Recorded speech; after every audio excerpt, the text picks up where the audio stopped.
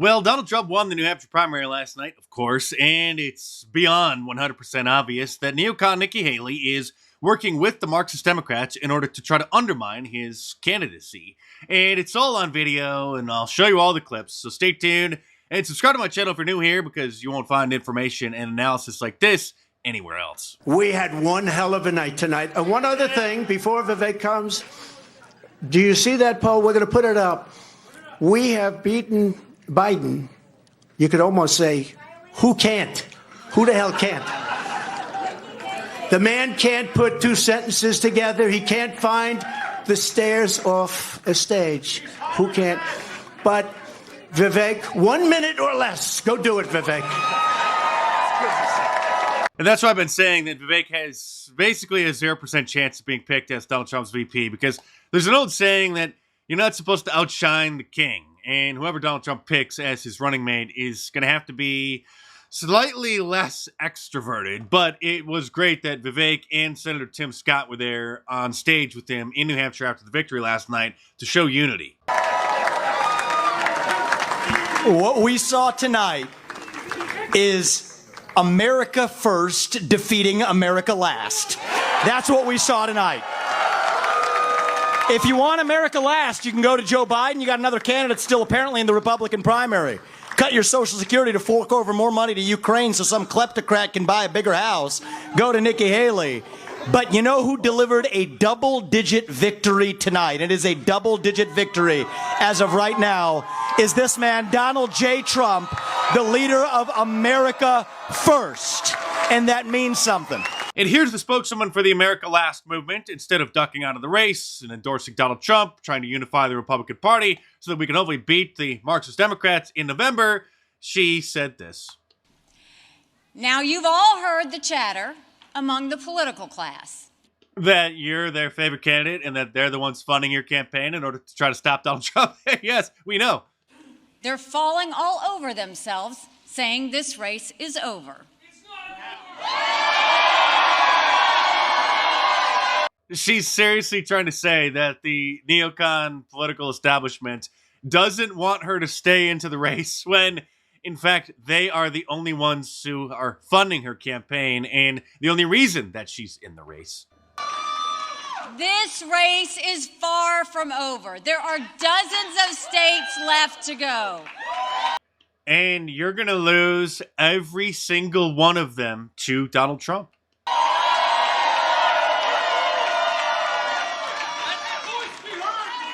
And the next one is my sweet state of South Carolina, which you are also going to lose to Donald Trump, probably by at least 20 points. Donald Trump beat her by over 10 points last night. And the only reason that it wasn't 20 or 30 is because the vast majority of the people who actually voted for neocon Nikki were, in fact, Democrats.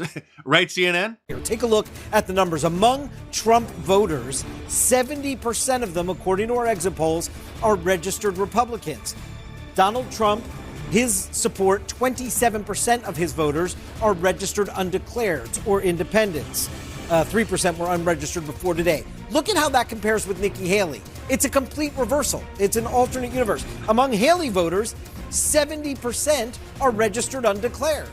Only Democrats. 27% are registered Republicans. But those are just poll numbers, you might say. Well, let's talk to some of the voters. Hear directly from them.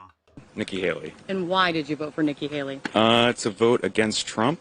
I think it would be better to have her against Biden in the elections than it would be Trump and her. Do you consider yourself generally independent, Republican, or Democrat? Democrat. So when you undeclared, you voted for Nikki Haley. If it was Nikki Haley against Joe Biden in a general election, who are you voting for? Joe Biden. So he's a Democrat who claimed to be an undeclared voter just so he could vote for neocon Nikki. And there's many, many more where he came from. Christian, who did you vote for and why?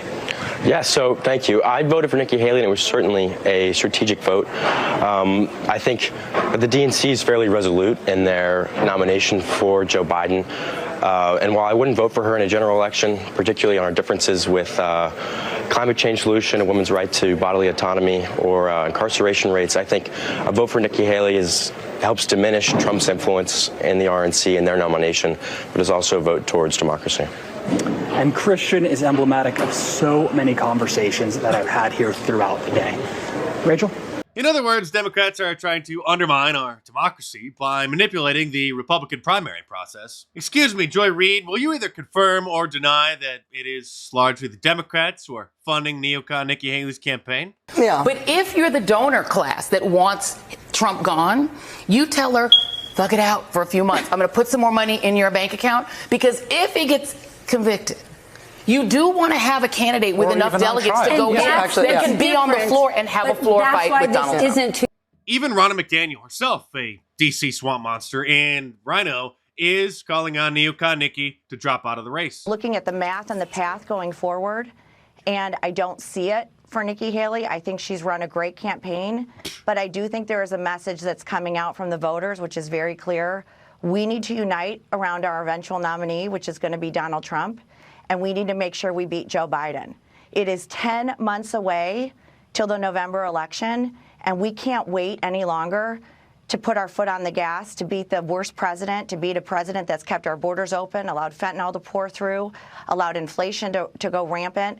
He is hurting the American people, and we need to do everything we can to unite so that we can defeat him. Very well said. However, I think Donald Trump's new campaign spokeswoman, Caroline Leavitt, said it better. Nikki Haley is an open border globalist who is bought and paid for not just by the Republican establishment, but also by Democrat donors that are fueling her campaign. Her campaign is run by Democrat staffers here on the ground in New Hampshire, and they've made a very vocal and concerted effort to have Democrat voters infiltrate today's primary. Even Joe Biden acknowledged last night that, quote, it is now clear that Donald Trump will be the Republican nominee. But neocon Nikki Haley is still, for now, staying in the race in order to, well, obviously, try to damage Donald Trump as much as she can. And this is the man who is supposedly going to be facing off against Donald Trump in November, although that could easily change. He could very well be swapped out at the DNC convention for Gavin Newsom if Biden has a health issue and has to drop out. I give it a 0% chance that the DNC would nominate Michelle Obama. I know that Roger Stone and others have been speculating that. If anything, it would be Gavin Newsom. But this is the guy who he is supposedly going to be facing off here at the end of the year. We'll teach Donald Trump a valuable lesson. Don't mess with the women in America unless you want to get the benefit. You're not the only one who didn't understand that. Nobody understands it, but just for fun, let's listen in one more time. We'll teach Donald Trump a valuable lesson. Don't mess with the women in America unless you want to get the benefit.